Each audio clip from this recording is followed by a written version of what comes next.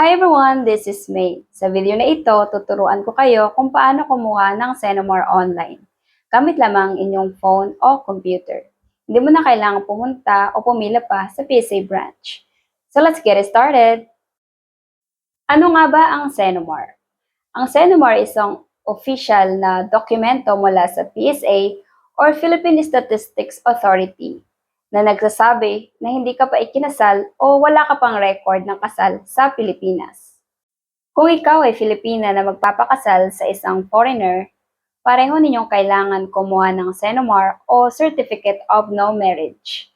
Paano kung kapwa Filipino ang magpapakasal? Pareho lang ang proseso. Kailangan din ng Xenomore at iba pang legal documents gaya ng birth certificate, marriage license application, at seminar certificate. Para sa mga specific requirements, mas mainam na magtungo sa inyong munisipyo o local civil registrar. Magkaiba kasi minsan ang requirements depende sa lugar, lalo na kung foreign national ang mapapangasawa mo. Step 1. Pumunta sa official website ng PSA. Pwede rin i-type PSA Xenomore. Lalabas na ang PSA website. Pwede mong i-pause ang video just to make sure na nasa tamang website ka. Step 2. Click Order Now. Tapos, piliin ang Xenomore. Then, tick nyo itong I accept and I consent para magpatuloy sa next step. Basahin nyo po ang mga sumusunod na information. Then, click Continue. For this tutorial, I will click my own Xenomore. Then, click Continue. You can pause this video at basahin lamang ang mga sumusunod.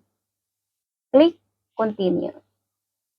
I-fill out nyo lamang po, piliin ang inyong gender. So, I will select female and I will select single. Fill out your first name, your middle name, your last name, and then your birthday, month, day, year. Piliin lamang po ang applicable sa inyo. Tapos dito sa select ID type, piliin lamang po kung anong valid ID na meron kayo. Make sure na ito ang inyong i-represent sa pag-claim or pag-receive ng inyong Xenomore. Alright, dito naman tayo sa page 3, your father's name. Please mark the checkbox if there is no father name on your birth certificate.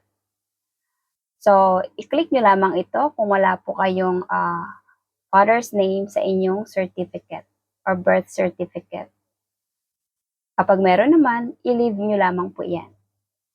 So, ilagay nyo dito yung father's first name, your father's middle name, and your father's last name. Then, click Continue. Alright, page 4, your mother's name. Please use the maiden name of your mother as it appears on your birth certificate. So, dito po, ang apelyido ng inyong mother na kanyang pagkadalaga. So, your mother's maiden first name, your mother's maiden middle name, your mother's maiden last name. Pagkatapos, i-click nyo lamang po itong Continue. Dito na tayo sa page 5, your birthplace. Use the place where you were born, kung saan po kayo ipinanganak. And then, sa step 7, yun po yung address kung saan nyo ipapadeliver ang inyong Xenomore. So, i-select nyo lamang po dito yung birth country, of course, Philippines.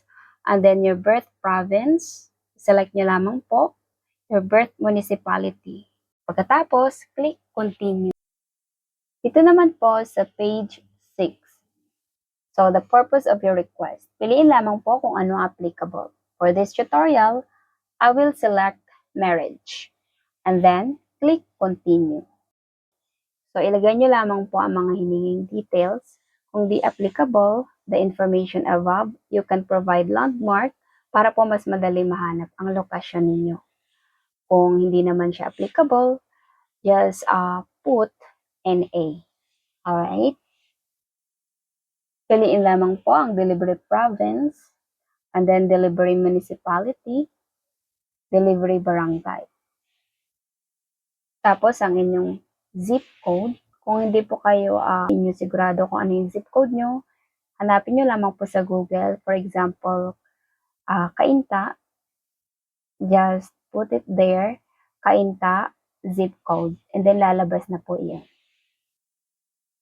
Ilagay niyo po ang inyong mobile number and then ang inyong email address. Alright, so tapos na nating ma-fill out. I-review lamang ninyo yung mga information. Okay? Itong under ng first name ninyo and then information ng inyong father and then mother. I-check lamang po ninyo, requested by. So, syempre ako yung nag-order, so pangalan ko yung nandyan. And then, deliver to, yung address ninyo kung saan pagdideliveran ng inyong Senomar. And then, yung contact details ninyo. So, dito naman, 1 copy lang naman ang aking kailangan. And then, yung amount nito ay 420. So, just kindly read the following. So, meron ditong question, are you personally the one who will receive the document or do you want to assign an authorized representative? So, sa tutorial na ito, I selected I am the only one who will receive that document. So, basahin lamang po ninyo ang mga sumusunod na information. And then, I selected, I confirm that I will personally receive the document and present my government-issued ID. Then just select continue. Siyempre, kailangan na natin magbayad. Yan po ang mga mode of payment na pwede ninyong gamitin. For this tutorial, ginamit ko po si GCash. Make sure po na may laman ang inyong GCash para po maging successful ang inyong order ng Senomar. So, tinap ko lamang ang GCash logo. Pwede nyo po itap itong Open and GCash or scan nyo lang itong QR code gamit ang GCash QR scanner. Madadirect na po kayo mismo. So, ayan, naka-receive na po ako ng confirmation na successful ang aking payment. So, nilive ko lamang ang page na iyan. Then, meron din akong na-receive na SMS at email confirmation. So, how long does it take to receive a Senomar ordered online? If you applied through PSA Online via psahelpline.ph, your PSA certificate delivery will follow this schedule. Metro Manila, next working day after PSA releases the document. Outside Metro Manila, 3 to 8 working days. These timelines may vary depending on location, weather, or courier constraints. So, sa experience ko, na-receive ko ang Senomar within Wednesday. In-order ko ng Monday, then Tuesday, may na-receive ako na information ng expected delivery.